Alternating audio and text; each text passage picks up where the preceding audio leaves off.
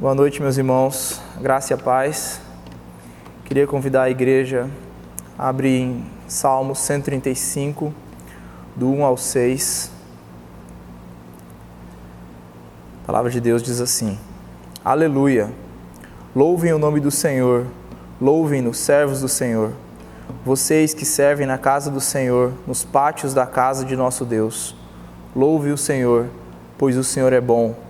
Cantem louvores ao seu nome, pois é nome amável. Porque o Senhor escolheu a Jacó, a Israel como seu tesouro pessoal. Na verdade, sei que o Senhor é grande, que o nosso soberano é maior do que todos os deuses. O Senhor faz tudo que lhe agrada, nos céus e na terra, nos mares e em todas as suas profundezas. Louvemos ao Senhor. Ele é exaltado, Rei exaltado nos céus. Eu louvarei, Ele é exaltado, para sempre exaltado o seu nome. Louvarei,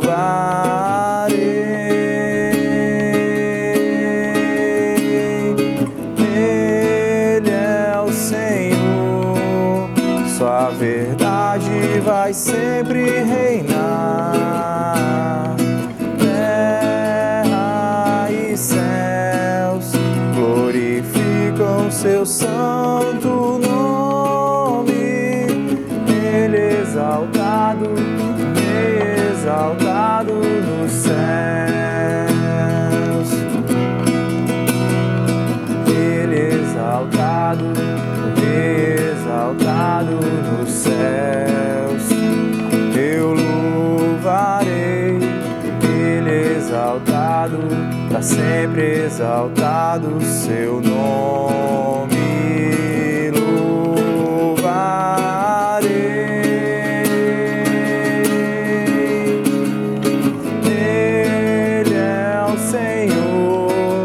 Sua verdade vai sempre reinar. Terra e céus glorificam seu santo nome. Ele é exaltado, exaltado nos céus. Aleluia! Ele é exaltado, sempre exaltado nos céus.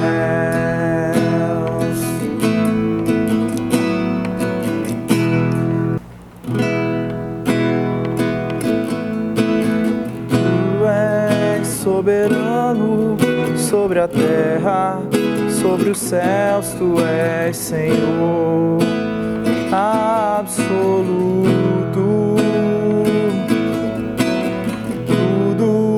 Existe e acontece, tu sabes muito bem, tu és tremendo, tu és soberano sobre a terra, sobre os céus, tu és Senhor absoluto.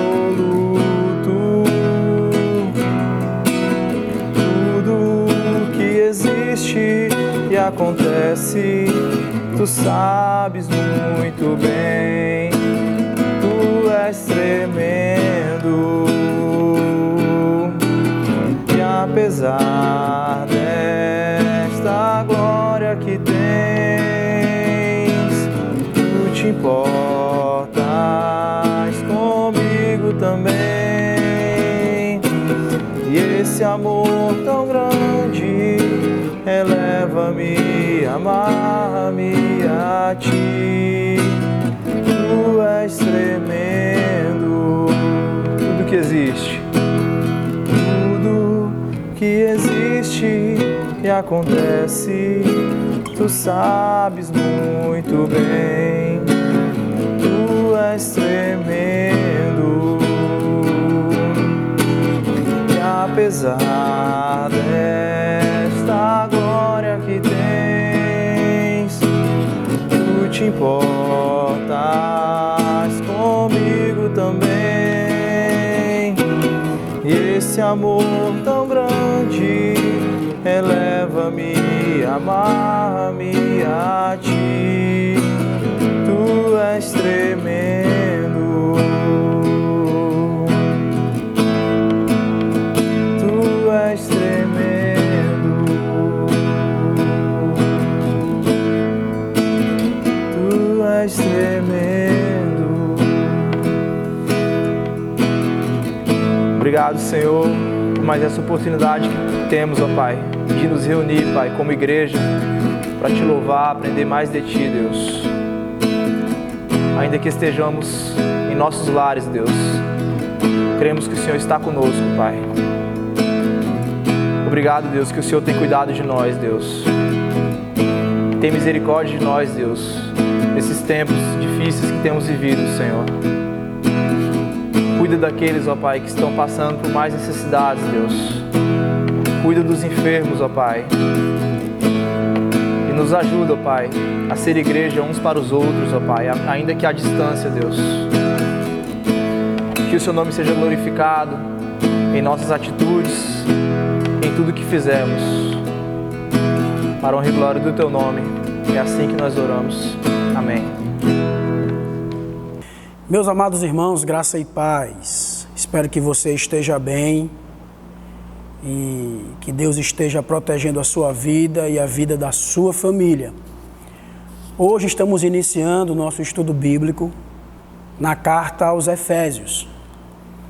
E eu gostaria de convidar você a participar desses encontros e aprender um pouco mais da palavra do nosso Deus. Antes de mais nada, eu gostaria de orar ao nosso Deus, pedindo a sua bênção, a sua graça para as nossas vidas, como também para o estudo que teremos agora. Por isso, convido você a fechar os seus olhos e orar ao nosso Deus. Pai de amor e de imensa bondade, nós te somos gratos por esse dia. Louvamos o teu nome, ó Deus, pela tua proteção. E graças te damos, ó Deus, por tudo. Queremos nesta hora, Senhor, pedir a tua bênção para o estudo que teremos. Que o Senhor possa falar aos nossos corações, ó Pai. Que possamos aprender um pouco mais da tua santa palavra. Por isso, Deus, nos ajude. É assim que oramos, gratos a Ti, no nome do Teu Filho Jesus Cristo. Amém. Meus queridos irmãos, antes de mais nada, da gente entrar propriamente no texto, eu gostaria de convidar você a conhecer um pouco da carta que Paulo escreveu aos Efésios. E eu separei aqui, queridos, algumas coisas, né, para que a gente possa se situar e entrar propriamente na carta. Então, irmãos, a cidade de Éfeso, é importante a gente saber como era esta cidade. Então, a cidade de Éfeso, ela era a capital da província romana da Ásia, a atual Turquia. O seu autor era o apóstolo Paulo, né? Isso é indiscutível.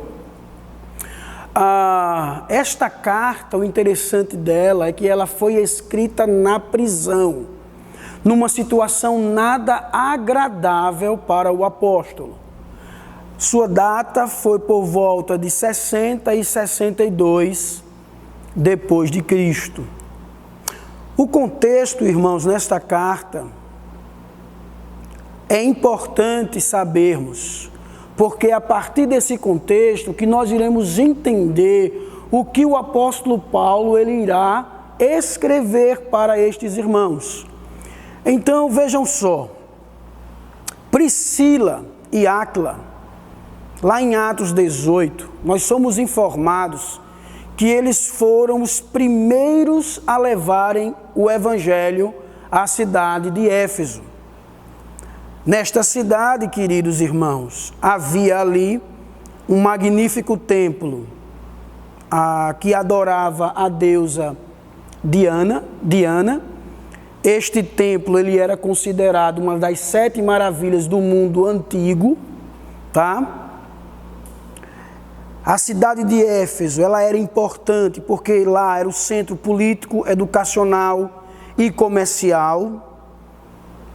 foi aqui, na terceira viagem missionária, que Paulo ele estabeleceu esta igreja. E Paulo, irmãos, passou ali pastoreando aquela igreja por 3 anos, tá certo? Então, após os 3 anos, Paulo sai da cidade de Éfeso e aí Paulo deixa o nosso irmão Timóteo, o jovem Timóteo. Então, Timóteo, queridos irmãos, ele conduziu esta congregação por cerca de 1 ano e meio. Amados, é importante sabermos destes 2 personagens, Himeneu e Alexandre. Por quê? Eles eram provavelmente os presbíteros na época de Timóteo, e eles foram, amados irmãos, a causa da infestação de diversas fábulas e genealogias sem fim. Ou seja, eles foram os personagens que introduziram heresias nesta igreja, irmãos. Tá certo? Uma outra coisa importante sabermos que foi esta igreja que cerca de 30 anos mais tarde, Cristo, ele deu ao apóstolo João uma carta, revelando que seus membros haviam abandonado o primeiro amor. Isso está lá em Apocalipse. Amados irmãos, para a gente saber a divisão deste livro, eu trouxe 2 divisões. Primeiro, do capítulo 1 ao capítulo 3, nós iremos encontrar nesta carta temas teológicos que vão enfatizar a doutrina, tá certo? Então, Paulo vai ensinar a estes irmãos a doutrina. Nos capítulos 4 e 6, nós iremos encontrar temas práticos que irão focar o comportamento cristão. Basicamente, irmãos, nos capítulos 4 e 6, Paulo parte para a prática. E nós iremos ver isso, tá certo? Amados, hoje eu gostaria de ler com vocês os versos 1, 2 do capítulo 1. E nós vamos estudar um pouquinho sobre o que o apóstolo fala na sua saudação a esta igreja. Então vejam só, irmãos, diz assim a Escritura: Paulo, apóstolo de Cristo Jesus, pela vontade de Deus, aos santos e fiéis em Cristo Jesus, que estão em Éfeso. A vocês, graça e paz da parte de Deus, nosso Pai, e do Senhor Jesus Cristo. Irmãos, Paulo, ele está escrevendo esta carta e ele tem um grande desafio pela frente. Paulo, ele sabe muito bem que ele foi escolhido por Deus para ser o mensageiro aos gentios.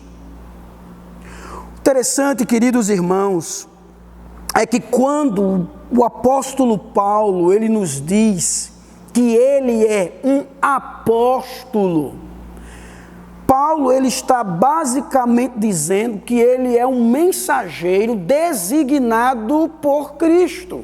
Não é qualquer mensageiro, mas é um mensageiro designado por Cristo. Isso pode parecer simples, irmãos, mas esta informação ela é de grande importância, porque Paulo, basicamente, ele está dizendo a estes irmãos o seguinte: olhem, o Jesus crucificado, o ungido dos judeus, o Messias profetizado, aquele que morreu e ressuscitou e está vivo ao lado de Deus, o Rei do universo, aquele que me derrubou do cavalo quando estava indo para Damasco, este foi quem me chamou e me designou apóstolo para falar a vocês. Então Paulo, ele está mostrando a estes irmãos que ele não é qualquer mensageiro, mas ele é um mensageiro enviado por Cristo. Por isso, meus irmãos, ele diz: Paulo, apóstolo de Cristo. Paulo, irmãos, ele não é um apóstolo de qualquer um. Paulo é o apóstolo de Cristo. Paulo, ele é um representante de Cristo. Logo, irmãos, a sua voz é a voz de Cristo. Porque Paulo, irmãos, ele está falando sobre a inspiração do Espírito Santo. Então percebam que Paulo chega e diz: olha, eu, Paulo, apóstolo de Cristo Jesus, pela vontade de Deus, aos santos e fiéis em Cristo Jesus que estão em Éfeso. Meus irmãos, Paulo, ele é um apóstolo, ele está falando sobre a autoridade de Cristo, sobre a inspiração do Espírito, ele é a voz de Cristo. E, meus irmãos, ele está trazendo uma mensagem para estes irmãos. E ele é apóstolo, é a voz de Cristo, pela vontade de Deus. Paulo, irmãos, não é um apóstolo porque ele escolheu ser um apóstolo. Não, de forma nenhuma. Paulo, ele é um apóstolo pela vontade de Deus. E quando Paulo, irmãos, ele traz essa informação, que ele é este apóstolo de Cristo pela vontade de Deus, Paulo aqui, ele está afirmando a sua defesa, a sua ofensiva e a sua confiança. Paulo, irmãos, ele tem o direito de falar. Paulo, ele está autorizado por Deus. Era vontade de Deus. Você pode até estar pensando: pastor, Paulo foi aquele que mandou matar Estevão e tantos outros crentes. Foi ele, pastor, que segurou as capas dos que apedrejaram Estevão. Você pode estar pensando: ele não tem direito a falar em nome de Deus. Mas aí, meus irmãos, eu pergunto: quem redimiu Paulo? Quem escolheu Paulo? Quem disciplinou Paulo? Quem comissionou Paulo? Jesus Cristo, irmãos, o próprio Senhor. Logo, este apóstolo, ele tem a autorização e tem a autoridade de proclamar o Evangelho. E, meus irmãos, quando eu olho para isto, eu sou lembrado o que o próprio apóstolo nos diz em Romanos 12:2, que fala a respeito da vontade de Deus, que é a boa, a perfeita e a agradável. E quem somos nós para questionar? A vontade do Senhor. Então, irmãos, Paulo, ele tinha essa autorização, Paulo tinha esta autoridade, porque foi Cristo que o comissionou. Foi a vontade de Deus, meus irmãos. Amados, mais para frente, nós iremos entender melhor sobre essa autoridade do apóstolo Paulo. Mas percebam também, meus irmãos, a vontade de Deus para o apóstolo Paulo não era apenas a sua defesa do direito de falar, mas era também a sua ofensiva. Paulo, irmãos, ele podia dizer aos seus ouvintes o seguinte: olha, eu tenho o direito de falar e vocês a responsabilidade de ouvir. Paulo, ele estava levando os seus ouvintes a entenderem que as suas palavras são da vontade de Deus e que todos deveriam prestar atenção. Paulo estava chamando a atenção desses irmãos. Palavras duras, meus queridos, viriam e os seus ouvintes deveriam estar atentos.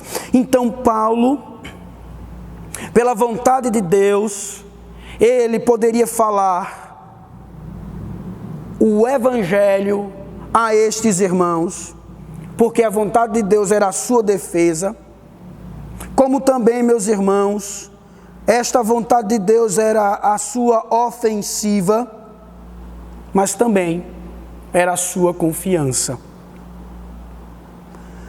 Paulo, irmãos, ele confiava em Deus. Paulo, ele conhecia muito bem o que significava a vontade de Deus. Paulo, meus amados, ele sabia que Deus teria um propósito na vida dele. Paulo, amados, ele tinha experimentado o poder de Deus, o poder transformador. Paulo experimentou isto, meus irmãos. E por Paulo ter experimentado este poder transformador, Paulo também tinha a certeza de que o poder de Deus poderia transformar os seus ouvintes. Paulo, amados, ele tinha confiança na vontade de Deus. Paulo, ele sabia disso, irmãos. Então percebam que Paulo, ele tem autoridade, ele é um apóstolo, ele é o mensageiro comissionado por Cristo Jesus, pela vontade de Deus, onde esta vontade de Deus lhe dá o direito de falar com autoridade, faz com que os seus ouvintes prestem atenção na sua palavra, porque a palavra de Paulo, a voz de Paulo é a voz do Espírito. Como também, meus irmãos, esta vontade de Deus dá confiança aos apóstolos, ao apóstolo Paulo, melhor dizendo, como também dará confiança aos ouvintes de que Deus tem poder para transformar vidas, para tirar do lamaçal do pecado, para tirar da escuridão e trazer para a luz, para renovar o coração daqueles que estão distantes do Senhor. Continuando, irmãos, percebam que no verso 2, Paulo chega e diz: a vocês, graça e paz da parte de Deus, nosso Pai, e do Senhor Jesus Cristo. Meus irmãos, eu gostaria de chamar a atenção para duas palavrinhas aí. Primeiro, graça. Qual é o poder da graça? Qual é o poder da paz? Meus queridos, a graça e a paz que Paulo ele oferece não tem origem humana, mas são concedidas da parte de Deus.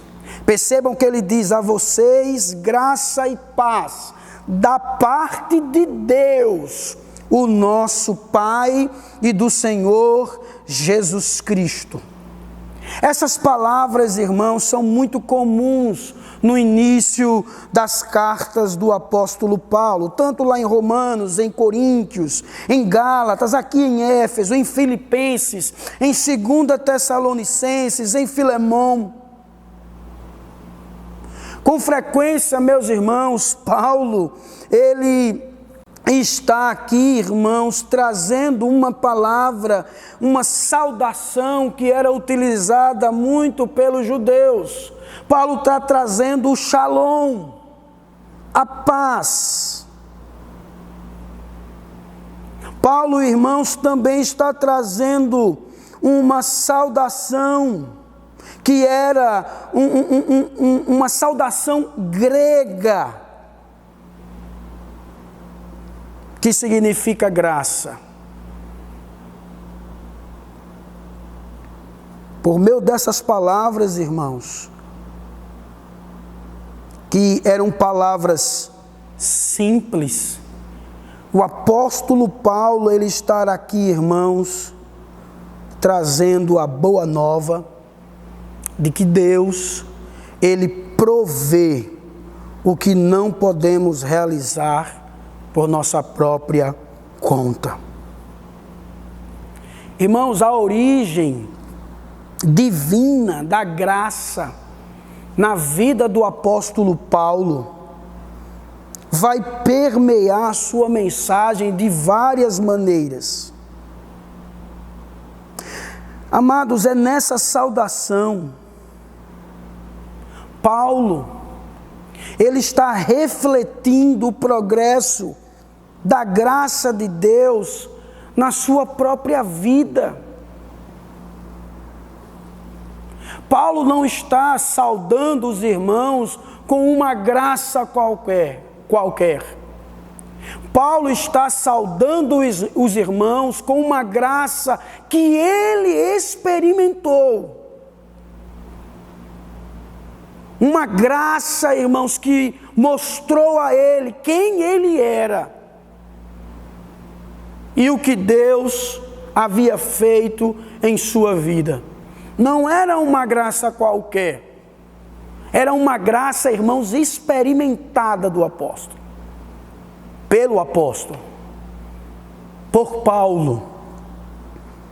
Por isso, meus irmãos, esta graça era uma graça, podemos assim dizer, uma graça sublime, uma graça soberana, uma graça maravilhosa. Qual o poder da paz? Porque Paulo, além de saudar aqueles irmãos com a graça, ele também traz a paz.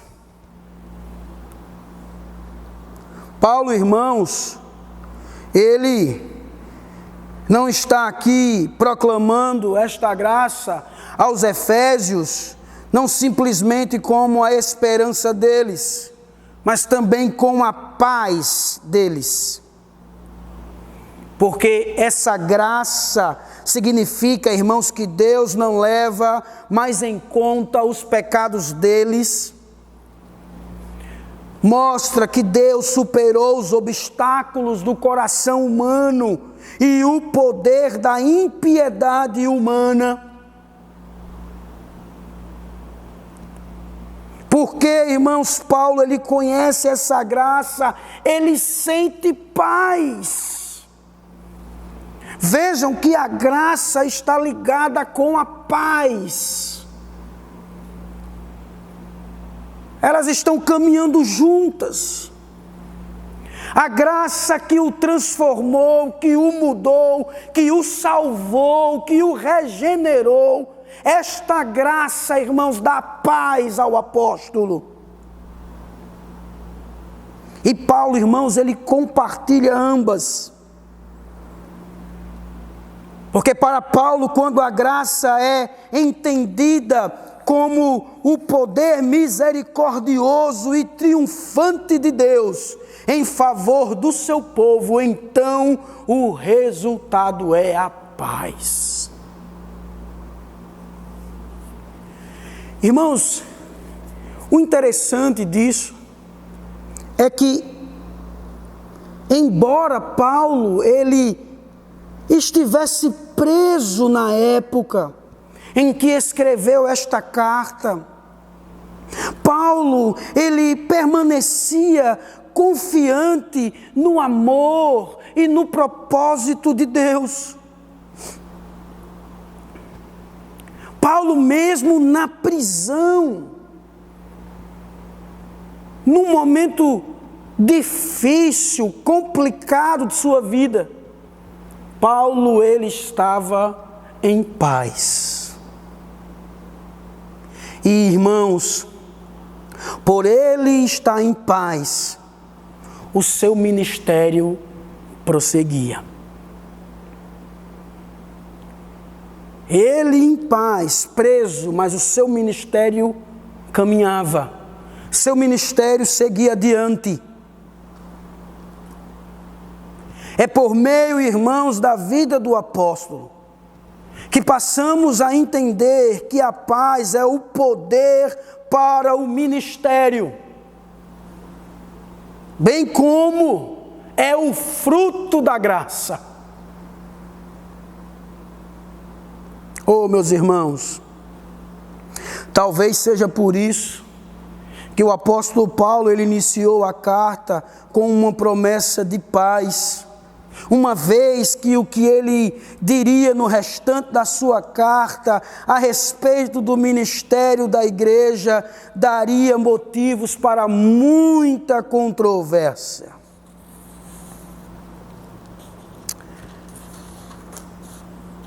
Esta paz, irmãos, ou melhor, esta graça e esta paz que Paulo estava saudando aquela igreja, era uma graça e uma paz que vinha do alto, que vinha da parte de Deus, o nosso Pai, e do Senhor Jesus Cristo.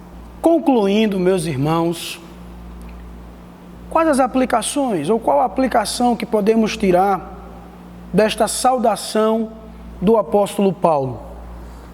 Amados, é que a graça e a paz de Deus está sendo oferecida para todos aqueles que o buscam.